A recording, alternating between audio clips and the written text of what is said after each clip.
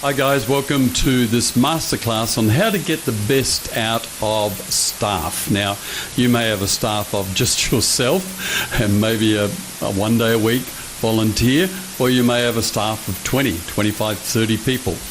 So whatever size staff, I think this masterclass will help you.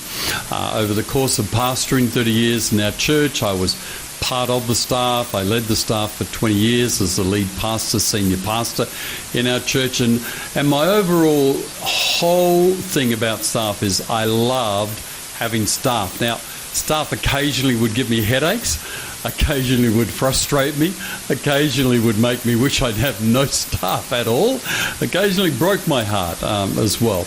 But my overall experience was positive, and I loved the strength and the joy and the effectiveness that a staff brought into the life of our church. And so I love it when churches employ people and also have staff as volunteers. So over the course of being on the church staff and leading a church staff over 30 years, I learned a fair bit about staff matters. So in this masterclass, I want to help you maximize the effectiveness and the impact of your staff. So let's jump into this masterclass. Firstly, it's important to decide who is on staff, and there's a couple of ways you can go here.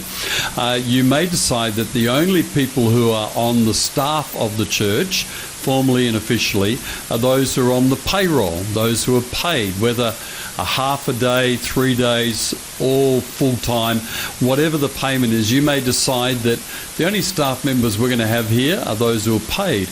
The other option is actually to consider key volunteers who come into the office during the week to fulfill certain roles, is to count them as part of the staff as well as the paid members of the staff. So let's have a think about that.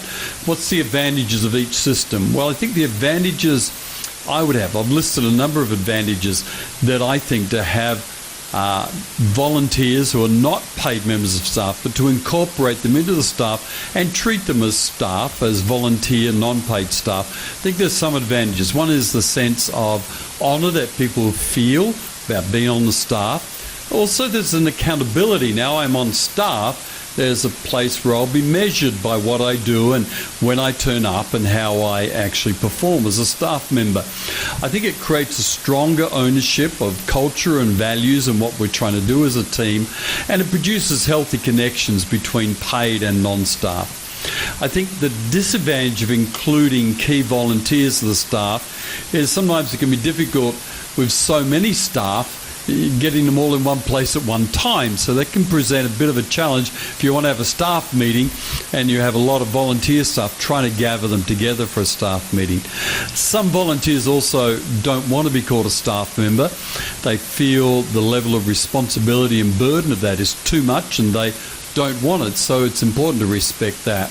And also, sometimes in a church of 100 people, to have a staff of 10 can feel just disproportionate, inappropriate. And I think the last challenge with this is that people can sometimes get an unhealthy expectation. Oh, I'm a volunteer staff member.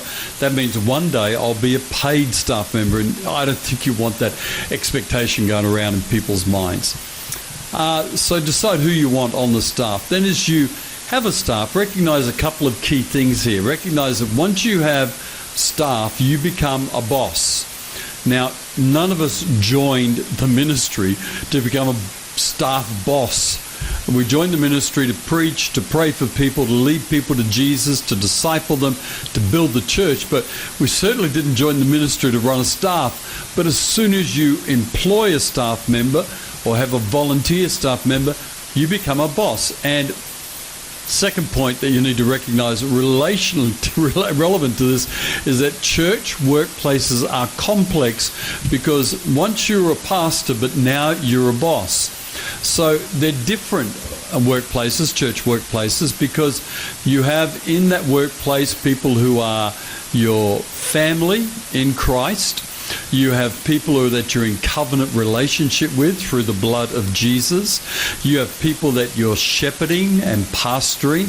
And now you have a workplace You're the boss, you're the employer, as it were, they're the employee, and workplace industrial regulations, laws come into play immediately in that environment. So it's important to call out that complexity, name it, talk to your staff about it. This is complex. We're brothers and sisters in Jesus. I'm your pastor, I shepherd you, but now you're on staff. Man, it just gets a bit more complicated because I am your boss. Well, I won't go around saying that, but I am your boss. And every now and again, it doesn't hurt to actually say it, to be honest with you. I think it doesn't hurt people for them to hear you actually say that. Once you have staff, it's important that you decide and set the tone that you want in the church office. Do you want it formal, informal? Do you want it corporate, or do you want it community? Do you want it relaxed, or do you want it up-tempo and chaotic? Do you want it silly, or do you want it sensible? What's the tone? And generally the pastor, the tone of how they work with people will set the tone. But I was in a church staff training session this morning, and the pastor there is more introverted, wonderful leader, great multi-site church, good shepherding, solid church, and amongst all the personality, there's one gorgeous, colourful, extravagantly extroverted personality.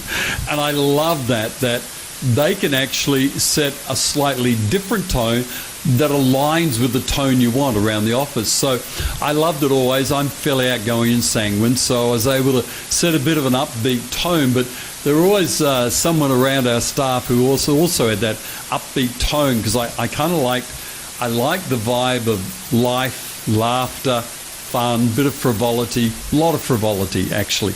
I wanted people to enjoy the workplace. So decide your tone and set it. Here's another good tip with your staff is establish protocols for different contexts. I love the teaching I heard many years ago from a great leader from Philippians chapter 2 verse 25, where Paul calls Epaphroditus a brother, a fellow worker, and a fellow soldier. And they're three different caps that you wear as a boss, and people wear them in relation to you as a boss, as a pastor, or you as an employee of the church wear them in relation to your boss, your pastor. First, there's the brother, which I kind of call the baseball cap, the family-friendly cap that you throw on when you go into a picnic, and that's sort of we're family. That's a context that you have, and you have to work out a protocol for that context of just relating as brothers and sisters, as a family of God together. Another word, another phrase that Paul uses about Epaphroditus, a fellow worker, and I relate this to the hard hat that's worn on construction sites to protect you and kind of make sure that you're kind of well dressed for the construction site. In other words, there's work to be done, there's hard labor to be done. We have to get the church built, we have to advance the kingdom, we have to do all that we're meant to do. And that's another context that you have with staff and boss and staff together. A hard hat. Let's get down to this thing and work hard. The third one is a fellow soldier, and I think of the battle hat of an infantry soldier, a hat that you wear to war, a hat that you're going to war together. And this is where you as a team, you put the battle hat on to take ground, to take that mountain, to defeat the enemy, to surge forward, to get momentum and move forward as a church.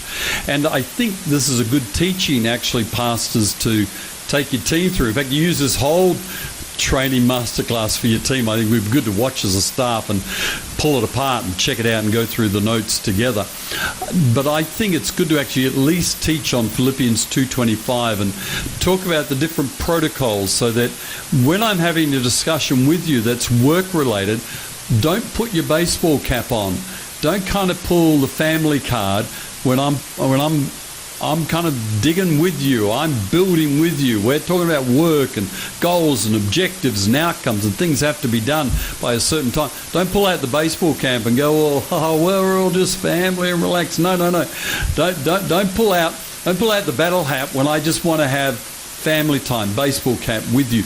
So understanding these contexts and then working around protocols, ways to act, in the middle of all those different contexts. Okay, this is kind of relatively kind of connected to that last point, very connected really.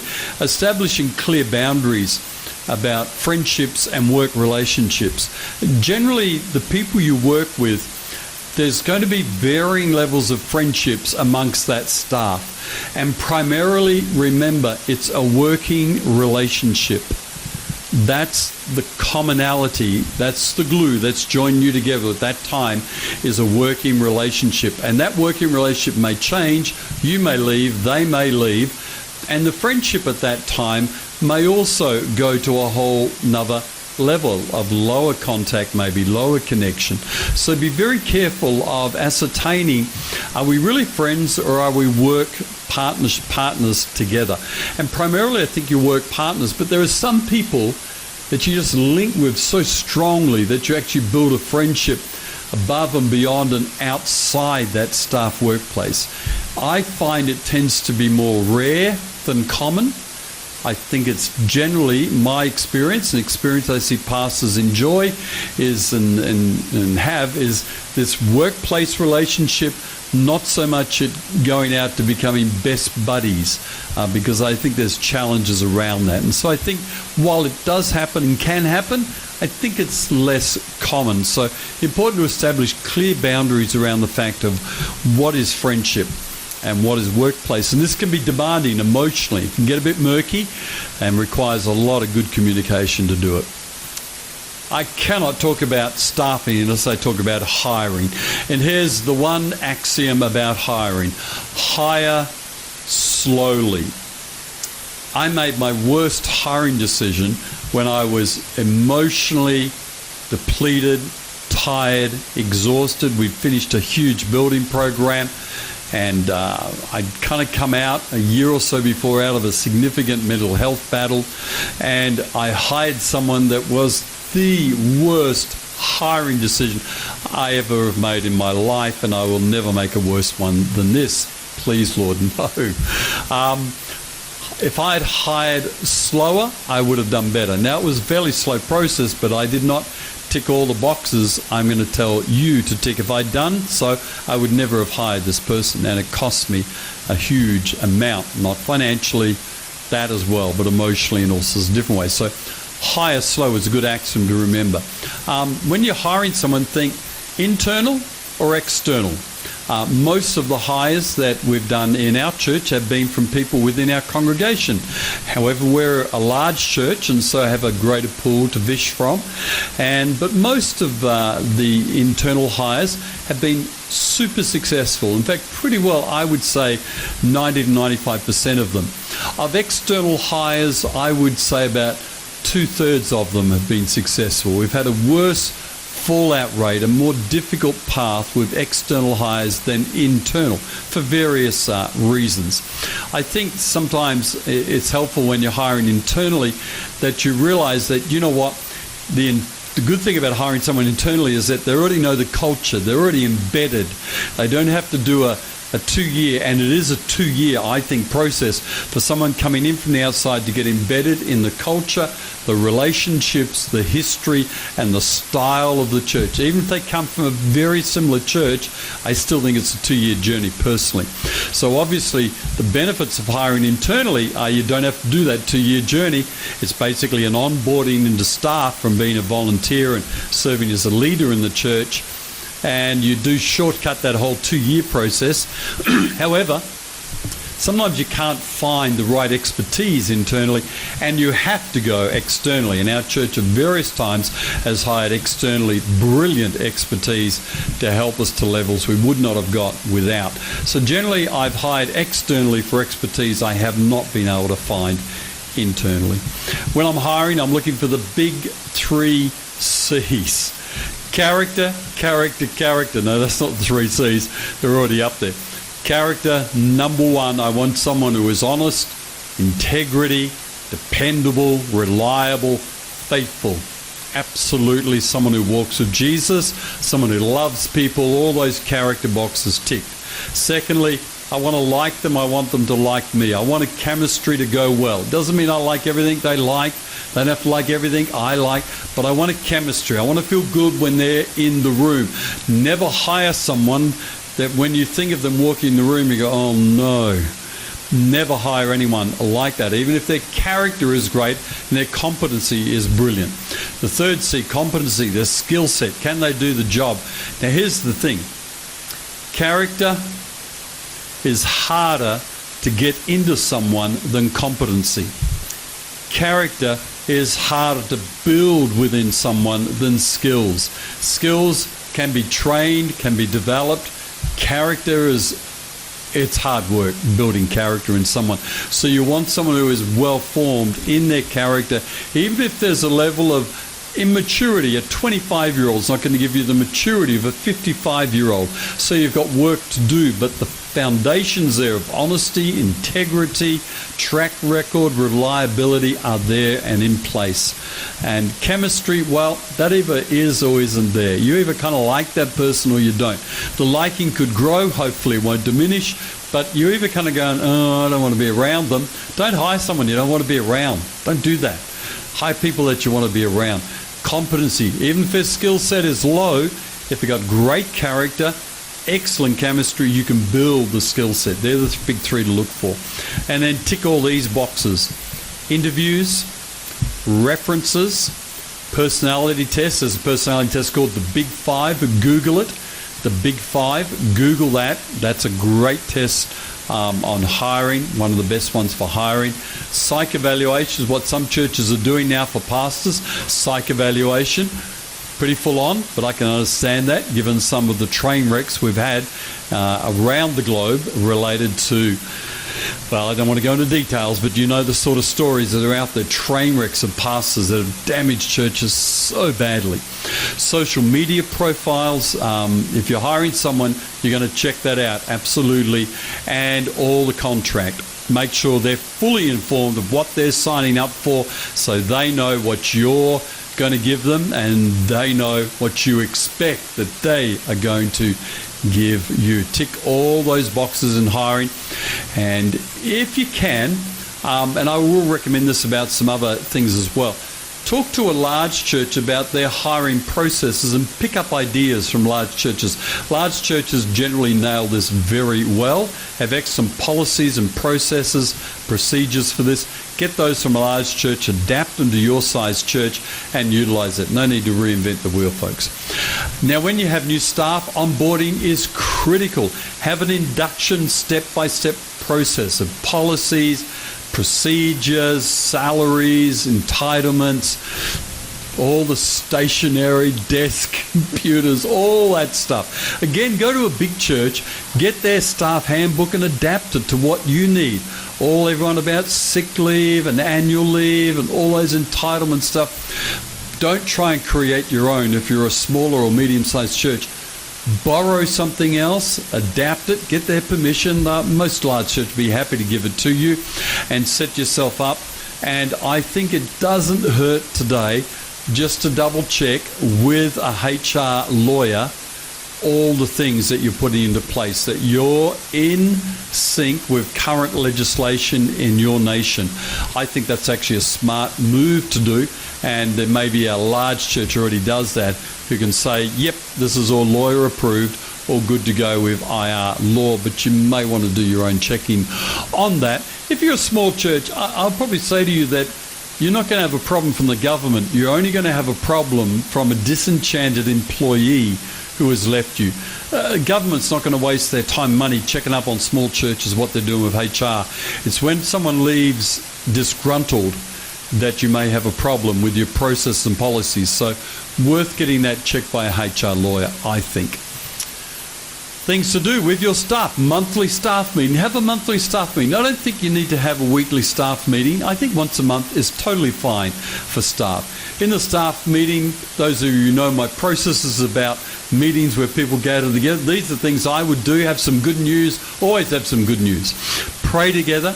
have some thank yous, appreciation of what people are doing, highlight what people are doing. Bit of insider info running, might be a bit of vision casting, bit of something that's coming up, bit of kind of momentum adding thing, and then have some training that has takeaway value in the staff meeting. They're the 5 things I would always have in a staff meeting. Have a weekly staff lunch. In fact, I just finished a coaching session with a pastor, and I asked him, do your staff have a lunch every week they have to come to? He said, no, we don't. I said, do you eat your lunch at your desk? Yes, we do. I said, don't do that. Don't eat your lunch at your desk. Go and sit somewhere else. Good for your mind. Have a break. But once a week, pick a day when most staff are going to be there, the majority of staff are there, and have a staff lunch for 30 to 45 minutes. No phones left in a bucket or in an office, and just get and talk, and yarn, and pretend it's 1985. No phone, no internet. Talk and eat together once a week. Do that. Make it mandatory. No one goes out. Everyone leaves their desk. No one's so busy you can't come and have relationship building lunch together. Have a monthly supervision meeting with staff members. Now, if you have a staff of 7, I would say to your pastor, have 4 direct reports, and let some of those direct reports deal with the other staff. Don't have 7 direct reports that you have in supervision meetings with. It's overload. It's too much. Cut it down to 4. If you can, 3.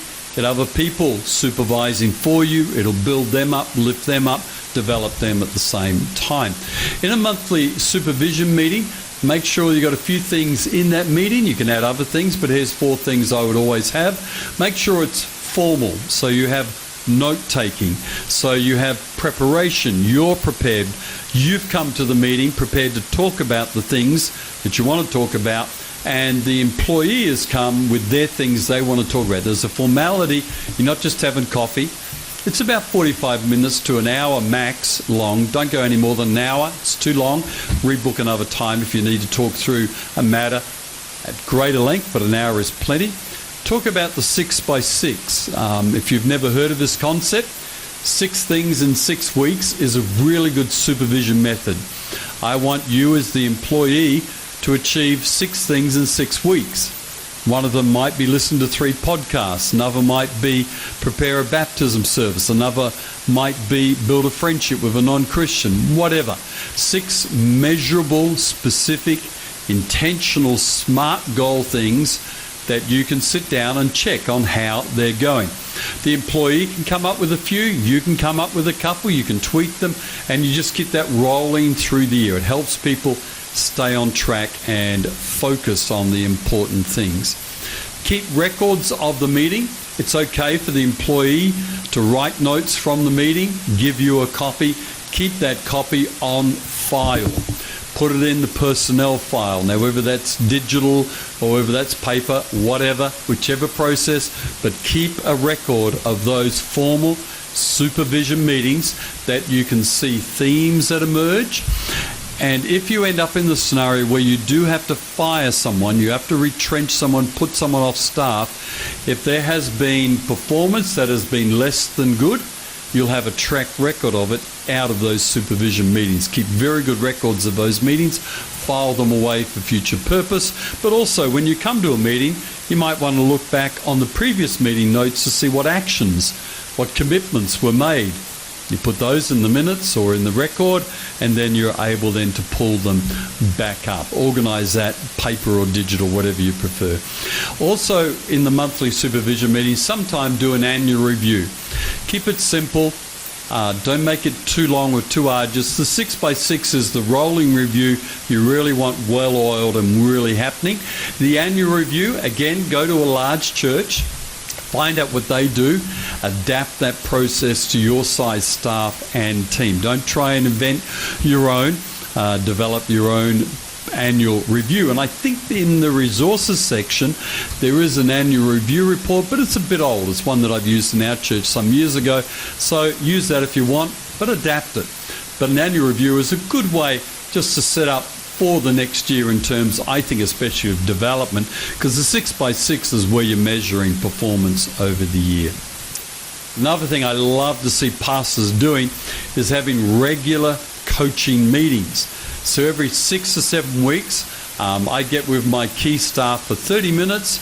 I get them to bring a notebook and a pen, and I'd tell them, what topic do you want to develop in? And off we go for 30 minutes. Q&A, downloading, exploring, questions, advising.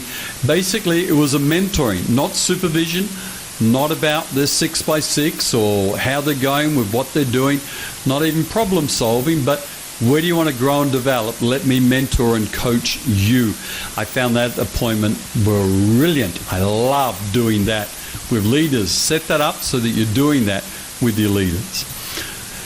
Okay, can't talk about staff and not talking about firing people. I have had to fire staff over the years. I've never found it pleasant. I've never found it enjoyable. It's something I never wanted to do. But here's my really simple process on this. Feel free to put some comments in. But here's my one axiom. You heard it earlier: hire slow, fire fast. And there's a couple of things around that when I say fire fast. So just don't go away from this masterclass and sack someone that you don't want on your team. Few things. Go the second mile. When I say fire fast, I mean after the second mile. Go the second mile with staff. Because one, you've invested a lot of time, a lot of effort, a lot of finance and resources into the staff member. Don't just cut them off on these and say you're done. Go the second mile. More training, more coaching, more mentoring, maybe heightened supervision for a period of time. See if you can get them to the place where you want them to be, where they're currently not at. Secondly, fulfill all the legal requirements of the industrial relations law in your country. In Australia, we have strict industrial relations law. You can't just sack someone. There has to be a warning process, interviews, a whole process that must take place before you fire someone. Of course, there are instant dismissal procedures as well. But if someone's just not performing well, they haven't kicked a few goals last 6 months, there's a process you must fulfill legally. Check that process and do it to the letter of the law, otherwise you may regret it. I have been sued by a staff member, ex-staff member, for unfair dismissal. Went to court, to a tribunal, insurance, workers' insurance. Oh my goodness, it's a headache, a nightmare you don't want. And it worked out okay for us. We were kind of absolved of guilt or anything wrong, which was very good. I knew we should be, but it was good to get that tick of approval from the tribunal. But make sure you cover all those legal requirements. Lastly, when you come to fire someone and it's down to the interview where you ask them, come into my office, and you sit down and say, Joel, whatever your name is, Fred, Mary, Bill, we've been on a long process and it's not working out. I am afraid we're going to have to let you go. You're going to have to move off our staff, and we are going to pay you out the full notice that we're required to do, and you may want to add a sweetener of a couple extra weeks pay to that. And basically you have a short, to the point interview where you say, I'm not having a discussion with you about this. You keep it very low emotionally, low key. The other person might get emotional, you don't. We're letting you go. You're finishing up on staff. You'll be finishing up within 2 weeks. We will pay you a full notice out for X number of weeks and extra on that. We want to make this as easy, as pleasant as possible, and this is not easy for either one of us. Script it better than what I'm doing at the moment. It's been a while since I fired someone. Script it, write it out, bring them into your office, have some notes on your lap, make it short. If they say why, you say, well, it's related to, we just don't think it's working.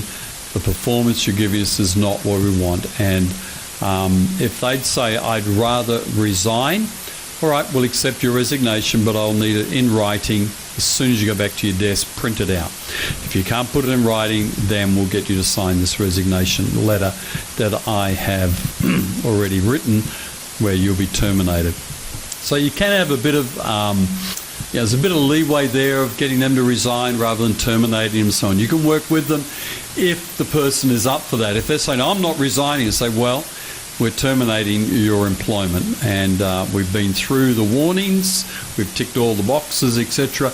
But don't engage in a conversation. If they say, "Oh, give me another chance," go, "No, we've gone the second mile already."